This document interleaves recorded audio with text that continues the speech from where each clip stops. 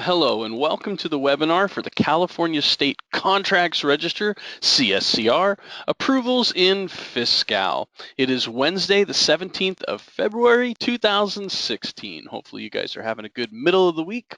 Thank you so much for joining us. It's now just a little after 3 o'clock, so we'll go ahead and get started. My name is Brent Sievers. I'm an instructor with the California Procurement and Contracting Academy in the Department of General Services. This webinar that you're watching right now is about approving CSCR entries in Fiscal, the new online financial tracking system that has been rolled out by the state of California. Before we start the main content of this webinar, you may notice a side panel on the right of your screen. If you don't notice it, just click the little red and white arrow button. It may have auto minimized, and that's okay. But one of the sidebars that I'd like to call to your attention is a side panel called Handouts. Now, if you click the plus sign, you will see that we've attached two PDF attachments to today's webinar. The first being an information and resources PDF. This will have all of the email addresses, phone numbers, and web links that we mentioned throughout the course of this webinar. And the second is a Fiscal-related training calendar.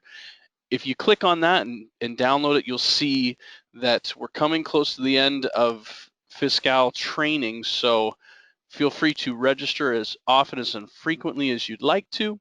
But if you haven't downloaded those two attachments, I highly recommend please do so now. It'll save you a little bit of headache later. The second side panel that I'd like to call to your attention is the questions side panel, and answering today's questions is Anella Freeman. Anella, let's see if we can get her on camera. Hi everybody, my name is Anella Freeman. As Brent said, I'm an instructor here at CalPCA. I'm going to be here to answer your questions. Please keep them coming in as you have them. I know sometimes we're used to waiting till the end of a presentation. We don't want you to do that. We want to make sure we get you the answer you need. I want to make sure we have time to answer all the questions because we are in a live format. So please get your questions in. Just click that plus sign. You can type in your question. I'll do my best to get you an answer. If I can't answer your question, I may have our presenter today answer that on camera. Also, if we run out of time today, I know it's not ideal, but if we do run out of time, we will follow up with you with an answer via email, the same email you used to register for this webinar. Sit back, enjoy the webinar. Please make sure you're getting your questions in so that I can get to them and answer them as quickly as I can. So I'm going to send it back to Brent. Enjoy the webinar. Great, thank you so much, Anella. So like Anella said, go ahead, don't wait till the end, send your questions as soon as they pop into your head, and she'll do her best to construct the perfect answer for you. So the webinar today that you're watching will take you through the steps of approving a CSCR entry. It is our strong suggestion that you have viewed and completed the online user productivity kits, the UPKs, relating to this topic that are found at the Fiscal Training Academy website. If you haven't done those UPKs, you may find some difficulty following along with today's presentation. It doesn't mean it'll be impossible, but again, like I said, you may find some difficulty. Now, typically we encourage people to just go ahead and download the handouts, sign out, do the UPKs, and come back for a later webinar. That's not really a possibility at this point. So you may have to do your learning a little bit out of whack if you haven't done the UPKs, a little bit out of order. But either way, at the end of this webinar, if you haven't done the UPKs, highly recommend doing those. I'll talk a little bit more about the details of that at the end of the webinar as I close. But just so you're aware, this is an addendum to the UPKs. It's not meant as a replacement for the UPKs. So we highly recommend that. So taking us through the process today is Eli White. He's also an instructor with CalPCA. Now, Eli was a buyer at CDCR before joining us here at DGS. And before that, he was a buyer in private industry for a national company based here in Sacramento. So let's go ahead and turn the camera over to Eli. All right, thank you everybody. Hello and welcome. You have joined CalPCA today for the purpose of fleshing out CSCR approvals within Fiscal. By now, We all have heard of Fiscal. We all know what kind of an impact it's going to have on us as buyers and approvers. So today we're going to be going through the steps of approving a CSCR event. Now obviously we mentioned earlier, Brent talked about how we need to have completed the UPKs, those user productivity kits, in order to really get any benefit out of today's class. It's going to be beneficial for you as approvers to have done or to complete the CSCR for buyers class. Now, I just had one previously to this class. We've also got a couple more of the buyer classes throughout the week that remains. So, do follow along as best you can. We're going to be covering a lot of the steps that were covered in the UPKs, but we're going to try and really fill in any blanks, make sure we're clear about each of the steps. I will be skipping some of the more navigational type items, just simply because the UPK is your best locale for learning how to click through the system. Okay, so CSCRs, the California State Contracts Register, will be hosted under Fiscal. Right, moving forward, as of January 4th, we should have transitioned all new solicitation events into CSCR on Fiscal as opposed to BidSync. Now, within the solicitation world, as we transition to Fiscal, we need to be aware of events being the new nomenclature. We need to be aware that events refer to solicitations. We're only really going to see this in Fiscal. I do not expect department handbooks, I do not expect the SEM to adopt this terminology as well, but events are going to be part of our lives as we move forward. So the terms are interchangeable: solicitation event, CSCR event, solicitation. All these things mean the same thing when we're dealing with Fiscal. Okay. For buyers, we cover creation of an entry, routing it for approval, creating new versions. For the purpose of today's class, approving, we are simply looking at the approval workflow process. Now, fortunately for us, that is the same, be it for a brand new CSCR event or for an event version. They look the same when it comes time for us to approve them. Okay, so we look at the overall process. It's still going to be the same. Departments create a need, someone creates a requisition based on that need, it hits your buyer's desk. That buyer determines whether the solicitation, that purchase, needs to be advertised, and if it needs to be advertised, that now takes place within Fiscal as a solicitation event. Bidders will respond electronically via email or via paper at this point, just the same as they always have. Your buyer will evaluate, make an award, cut a purchase order, following all the policies and procedures that are currently in place, the SEMs, the department's procurement policy handbook, whatever the case may be. Okay, all those rules are currently in place. They're not changing. They're not going away. The overall workflow from creation to receiving is relatively the same. It's just now we're doing the advertising, especially within Fiscal, regardless of whether your department is transacting in Fiscal or not transacting in Fiscal. Okay, the system's not changing. The process in general is not changing. It's simply the software that we need to learn. Okay, so I will take you through the software. Simple enough. Stay with me. We have this event overview summary page. This is where your buyers will be doing a lot of the framework and detail building of each and every event.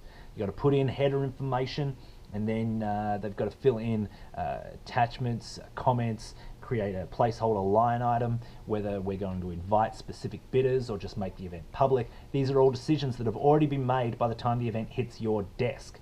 Up top of the event summary screen, you can see some of that header information.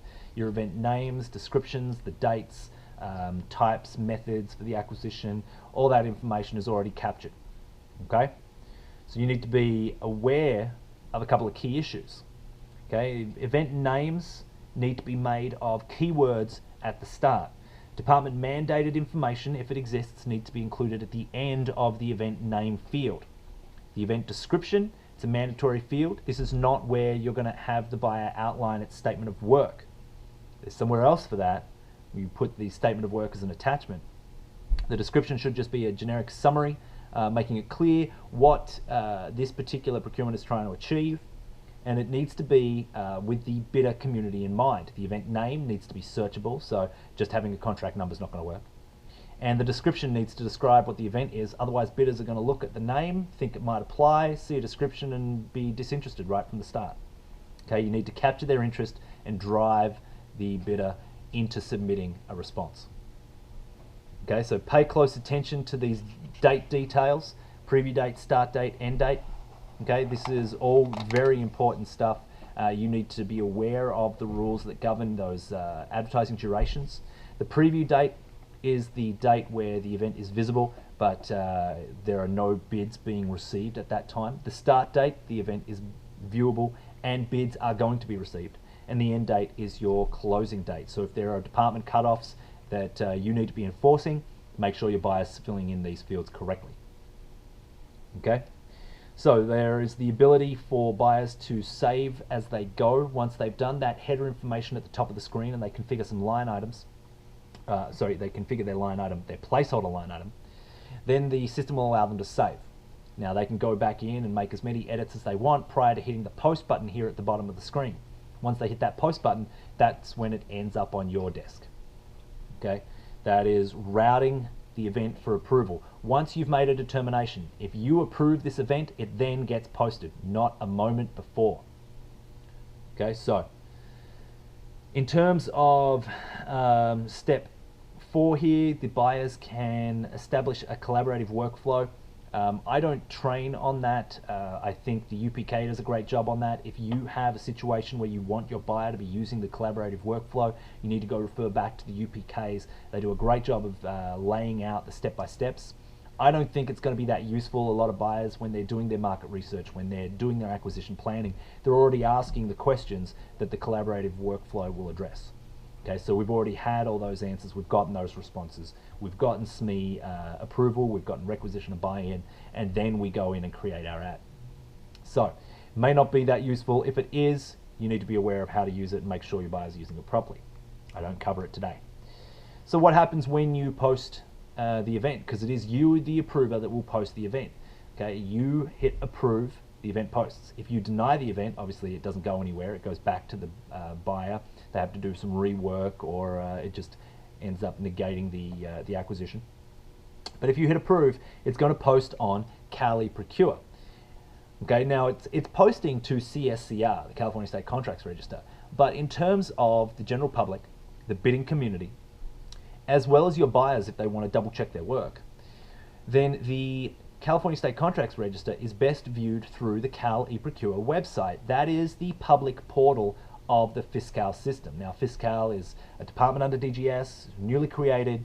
They administer Fiscal, the system that the buyers and yourself are going to operate within, input information, do all of that procurement-related activity. The public is going to access that information that you've submitted into Fiscal via this KaliProcure page. We've separated them out, apparently. Buyers and the general public, apparently they're not allowed to use the same software. Who knew? Okay, so remember, once you make a determination about an event, if you approve it, then it gets posted. Okay, the buyer is still going to receive paper bids, still email bids, whatever the case may be. If your department allows it, it's still allowed. So they will make an award based on the same rules and regulations that apply now as they applied previously. So you need to know exactly what is entailed when it comes to approving a CSCR entry or event. Right? So, in broad strokes, after an event is created and submitted for approval, and this means any event, like I say, it could be a brand new event, could be a version of an event. All right? Fiscal is automatically going to route it to the business unit list of approvers. If the event's going to meet all the requirements and standards, the event can be approved. To approve an event, you as the approver are going to access your work list, review the details of the event, click the approve button. There's only one required CSCR event approver. You can add in approvers as necessary if it's defined in your procedures and policy. That process I'll show you how to do in a moment. But remember, only once approved does the event post. All right, so simple enough, everyone can go home. or maybe we can stick around. I'll show you how to do some of those steps as we need it. Now, as I go through, I do want to point out a lot of my screenshots were taken from the UPKs. So if your screen looks a little different, it may be because you had a different role. I chose the CSCR approver role from a non-transacting in fiscal department. Your screen, your pathways may look slightly different. The steps should be the exact same, so we shouldn't stress out there. The idea here is that an event has been created. It lands on the business unit approver list, and someone has to review it. That's going to be you. You're going to find it, review it, and make a determination about how to handle this particular event. To do that, we need to start at the event work list, your work list. So when a work item is submitted for workflow approval, that item is going to automatically appear in the business unit approver work list. So an email is going to be sent out saying, hey, this event has been added to the work list. Worklist page, which I show here, should be easily accessed. You can go via the shortcuts on the top right hand corner of your screen. It'll say home, worklist, add to favorite, sign out. So when we're logged in, we've got that quick go to the work list. It brings up this page. Has, as I say, summary information. It'll have all the events on your business unit approver work list. If you're an approver, a CSCR approver for your business unit, you'll see everything within that business unit. I keep saying business unit. You're going to see everything within that business unit. It could be the entire agency. It's certainly broader than just a DGS billing code. This list could be quite long and difficult to navigate through. Okay, so how do you find through this possibly very big list your analyst's work? Okay, so in order to focus down, the from column is the first column that we're going to look at here in the work list items. We can use that to alphabetically sort via the name. So we click on that, it'll basically reshuffle the deck, and you can find, based on the name of the analyst that you're responsible for, what you need to do as an approver. Okay, who are you responsible for?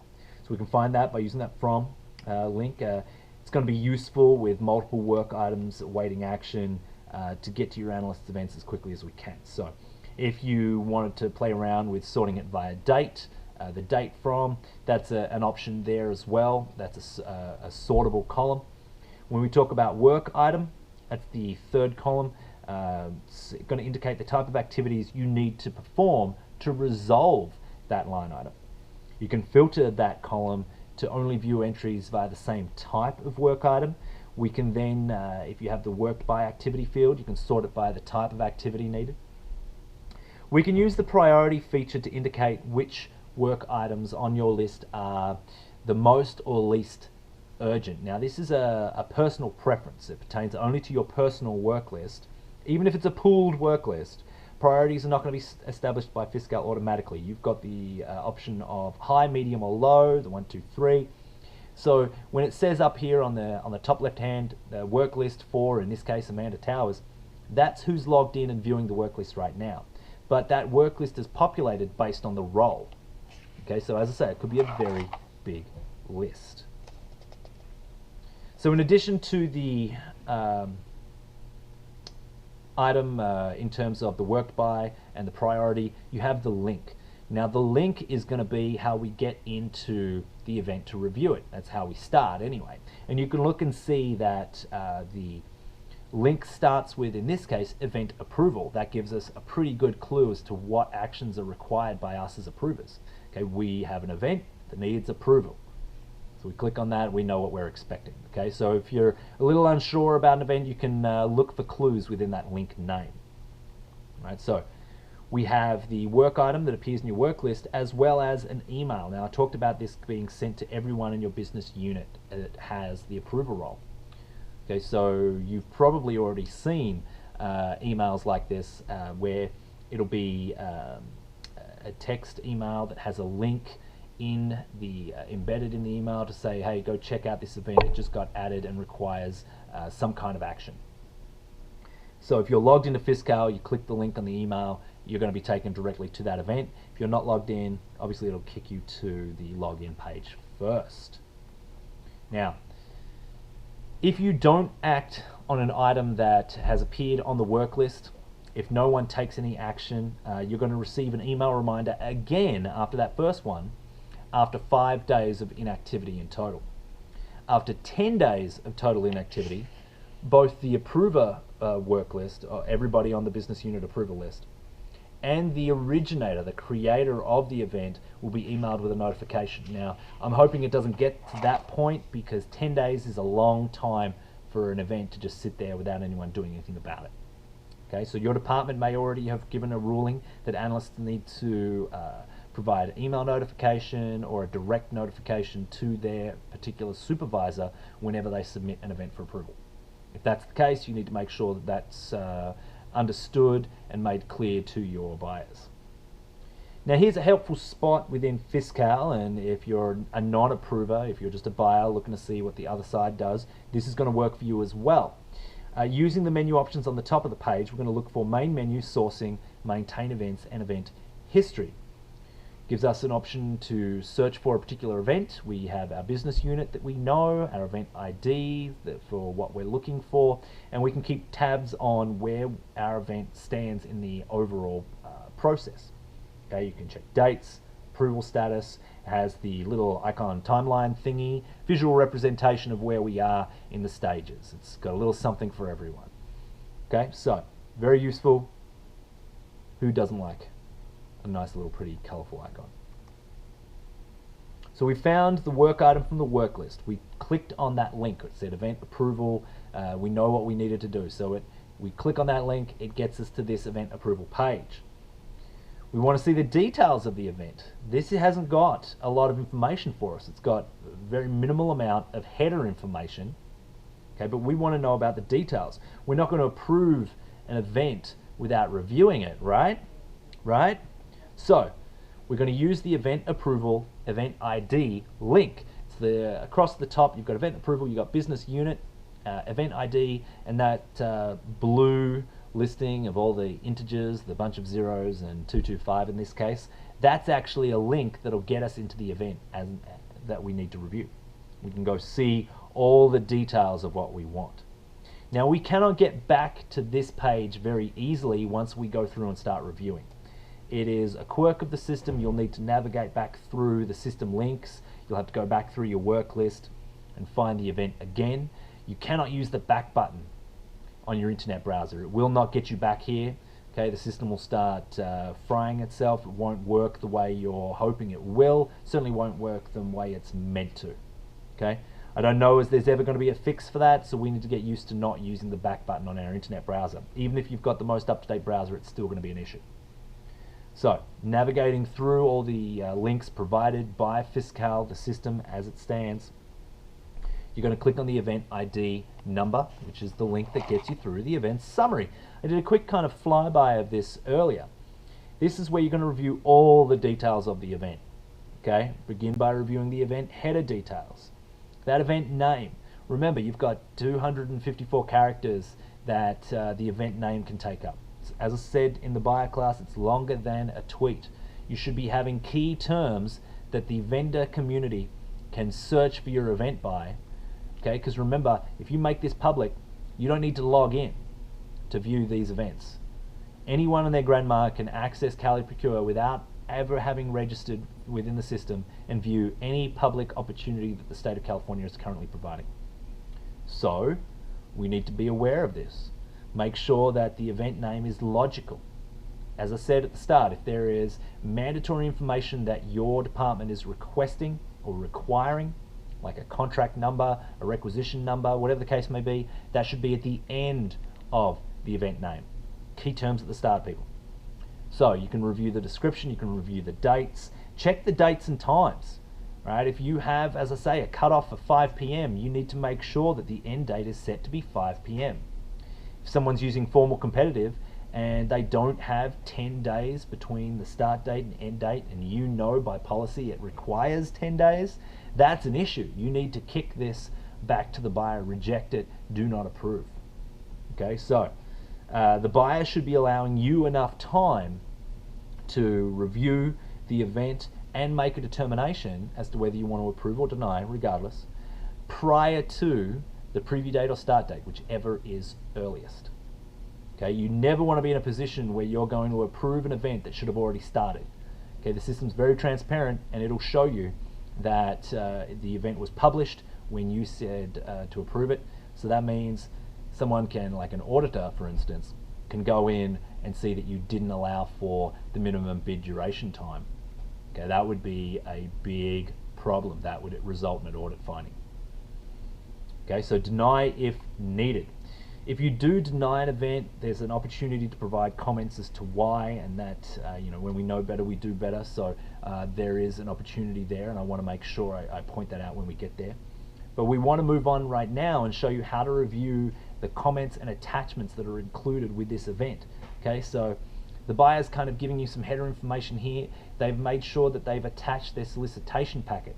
Depending on the method, you can see what method they've selected. You know what is required by policy.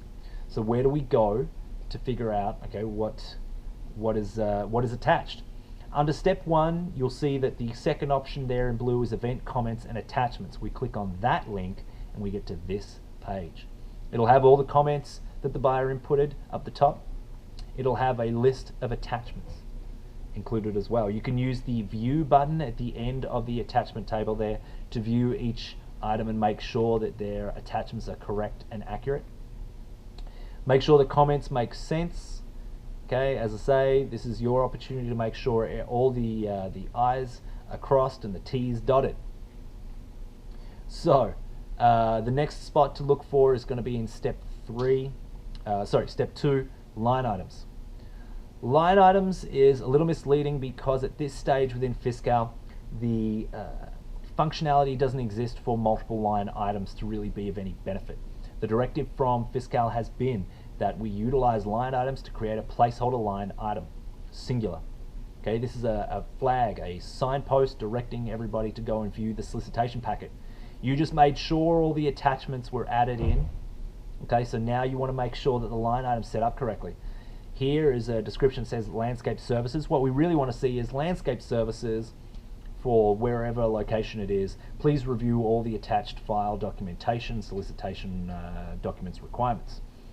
Something along those lines. The category is the UNSPSC code. Okay, you may want to just make sure that that is an accurate code. The unit of measure, quantity, and start price are required values that need to be inputted by the buyer. But at this stage, with a place on a line item, they're not going to have a huge impact to the acquisition overall. Extension amount and weighting, these are things that we're not going to be dealing with CSCR events, and certainly not with the current functionality. They're auto-populated at this stage, so we just leave them alone. Alright, so you can return to the event overview to move on to the next bit, which was invite bidders. I got a little bit ahead of myself. Invite bidders is step 3. Okay, so here we can see that it's a public event. When the buyer clicks that checkbox and says public event, the system puts in this line item under the invitation list to say this is a public event. Seems a little redundant, but Fiscal cares about the well-being of the buyers of the state of California to some level, and wants to make sure there's a visual representation of the decisions that have been made. Now, we've made this a public event, so that's what this is describing. This is a system-generated place on a line item. Okay. Now, I do want to point out up here at the top, next to public event, the checkbox for post to CSCR has been unchecked, and I did this as basically a little bit of a test. At this stage, if you were to let this be approved, the event would go nowhere. For some reason, the software that Fiscal are relying upon doesn't allow options like the post to CSCR checkbox to be removed. What should happen is that that box be checked for any CSCR event. Otherwise, it's not going to post. It won't be viewable. It'll live in event limbo, which is not a good place to be. No one will be able to see it. Even the invited bidders, should there be any, won't be able to access it. So that box needs to be checked. If you get an event and the buyer has unchecked it, you need to deny your approval. Kick it back, make sure they fix it, and resubmit it. Okay, buyers should know better. I taught them such with the buyer class. Okay, so in this scenario, we've made it a public event. See that it's a public event. We move on. So, you've reviewed all the details. You're happy with the due diligence completed by your buyer, by your analyst. You use the Worklist link in the top right-hand side of the screen to get back to that Worklist. You find the event again. You click on that link, and you get back into the event approval page. As an approver, funnily enough, you have two options. You can approve or deny. Okay, so you use the approver button to either post the event or send it along to the next approver if one exists. If you're the final approver, the event is finished, moves on to the event, the approval workflow, and basically gets posted reasonably straight away. It's not instantaneous, but it is automated. So there may be a delay of a couple of minutes, but at this stage, if there's no other approvers for a CSCR, it goes on and gets posted. You would use the deny button if any detail is iffy about the event. If the dates are passed, not in line with policy, if time is correct, if they're using the wrong method, classification or approach listed is incorrect, the wrong attachments have been added. Basically, if any detail at all is questionable, if any information is missing, you have to deny it. You're certainly not going to approve it, okay, until it gets reworked. If you do deny, the event gets set back to the buyer who created it for their action. It's removed from the business unit approver list, the work list rather. Notification of the denial is sent to the creator. Okay, so when you deny something, best practice is going to be approval comment. Let them know what they did wrong. Let them know what it's going to take to fix it. Okay, it's a good thing to have on record. It's a good best practice, but the system is not going to stop you from leaving the approval comments field empty and hitting the deny button. Okay, you want the analyst to know what they did wrong so they don't do it again. So put in a comment. Now remember, there's only one approver needed. CSCR events only require one approver to take action on the event in order for it to be approved and then posted. This means anyone in your department with the appropriate approver role can access and approve the event. It doesn't mean they will, but it means they can. And once they do, it's now out of your hands. It'll approve regardless. If someone on that approver list clicks approve and there's no other approvers added to the workflow, that event will post. It'll then be made public if that's the decision that was made. Okay? So I want you to be aware of that. How do we get around it? If you need to add in an approver, and I talked that we could do it, and here's where. You'll have a look at this event approval page. Under this event approval box, you'll see that it's pending, pending status, approval status.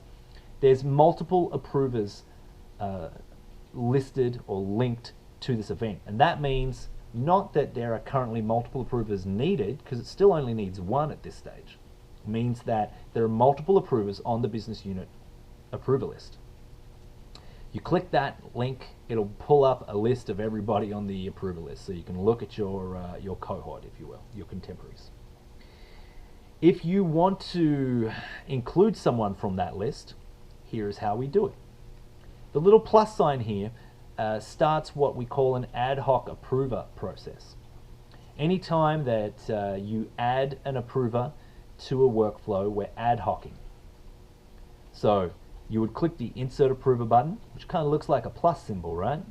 And you would insert another approver or reviewer, and that basically that plus button brings up that list of all the approvers that are available. You can select one specifically to add.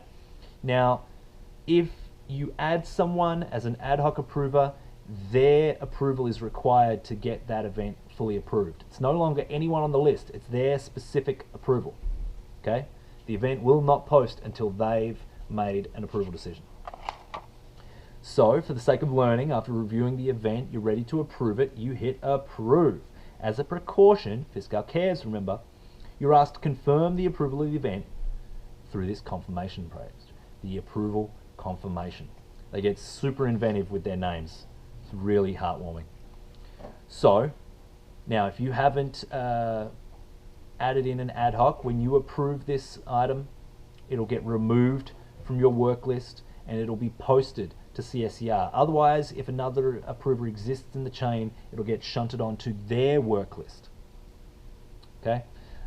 So, if you're not including ad hoc approvers, the events will post as soon as you hit approve. Only needs one. So what does that look like? We look at the event approval link, and now you'll see that the approval status in the box down the bottom there has now changed to approve. And not only does that change, but the little box inside the other box that used to say multiple approvers now has a very specific name, in this case Sadir, and what decision was made. Event approver, you've got the check box saying, oh yeah, this was approved, what the date and time was, 5:52 p.m. Bit of a night owl. That's not my bag, but you know, have at it, Hoss. So you're going to have this event has now been posted. It's not going to be pending. Okay, so this is, in a nutshell, the approval process for CSCR entries. The process is the same regardless of whether it's a version or a brand new event. Now, versions are only going to appear on your desk when a current event that has already been posted needs to have a change. Anytime an event that has been posted needs to be edited in any way, the buyer has to create a version of that event and then route it to you for approval. So they're going to look the same to you. It's just going to be one's an event, one's a version. It's the only difference. Okay. So what are some of the takeaways? After an event has been created, submitted for approval by the buyer, Fiscal's automatically going to route it to the business unit approvers list. Everybody who has the same role as you is going to see every event. To approve an event, the approver is going to access the work list, and we saw that that's a quick shortcut on the right-hand upper side of the web page, and then you're going to review the details of the event, click the approve button if that's what you choose to do. The event gets pushed on to the next approver if you've added one, but otherwise it's going to post. So bidder invitations are going to be sent as soon as you hit approve. The event, if it's public, will be publicly viewable once you hit approve, and it's automated. It's not instantaneous. I do want to make a caveat here. Just because you can doesn't mean you should. Some of you may have the approver load as well as the creator. In terms of roles, maybe you've got both. Some departments are small enough that you're going to have to double up here. Just because you can make edits as an approver doesn't mean you should. We need to make sure we've got that separation, okay? As defined by policy, you should never be approving an event that you create. As soon as you start editing, you start blurring that line. We need that clear delineation. Okay, the system's going to let you do some things, and there's certainly going to let buyers do some things that shouldn't be allowed through policy. And that's just the way the software works, so we're going to have to keep on our toes. Now, before we get rounded up and finished up for the day, I did mention KaliProcure, which is the public portal of Fiscal. It's going to replace BidSync for the public. Okay, vendors don't need to know about Fiscal; they only want to know about KaliProcure. Okay, so vendors are only going to access KaliProcure. They're going to see all the events created and approved and posted. They're going to see all that through KaliProcure. So what's that going to look like? Here you've got an example of an event detail. We've got an EFT. The title obviously leaves a little bit to be desired. You've got your description. Not a great description either. What is the 4 programs? What does it entail? Where are we doing these 4 new programs? Why are they new? Wouldn't they be new? I'm buying them. We don't buy old stuff, right? So you can kind of see some of the header information here. This is version 2 already.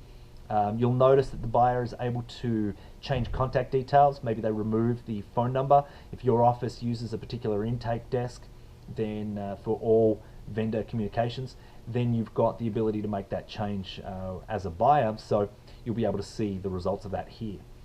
We can look and see this is a bad example because these are 2 line items. We only want the one. We just want a placeholder line item, correct? So, whilst the page looks pretty, the backgrounds are all stunning, okay, this is not a great example. Move on to a better example, less lethal police equipment invitation for bid. You can see all that header information. We can see Julie Matthews in this case has left in all the details, the phone number, everything, but we've also got a very good description. It's a little bit more verbose, but it is a good summary.